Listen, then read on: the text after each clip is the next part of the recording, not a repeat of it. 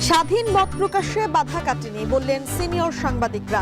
তারেক রহমানের সঙ্গে মতবিনিময় যে করেই হোক জবাবদিহিতা বজায় রাখতে হবে বললেন বিএনপি চেয়ারম্যান।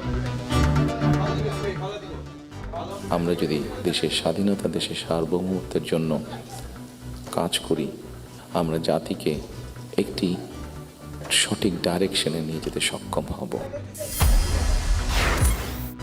আপিলে প্রার্থিতা ফিরে পেল জামায়াতের আজাদ। স্বতন্ত্র যারা জাপা ও ইসলামী আন্দোলনের ৮ প্রার্থীর মনোনয়ন বৈধ। চলছে আপিল শুনানি। স্বেচ্ছাসেবক দলনেতা মোসাব্বির হত্যায় শুটার সহ ৩ আসামি গ্রেপ্তার জানিয়েছেন ডিবি। বাকিদের ধরতে চলছে অভিযান।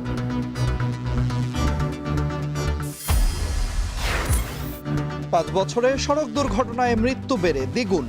বেশিরভাগই মোটরসাইকেল আরোহী। শুধু গত বছরেই মানব সম্পদের ক্ষতি জিডিপির ১.৫%।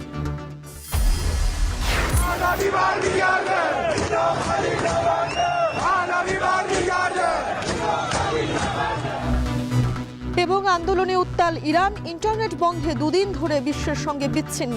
নিহত বেড়ে ৬২। দেশে ফেরার প্রস্তুতির কথা জানালেন নির্বাসিত রেজা পাহলভি।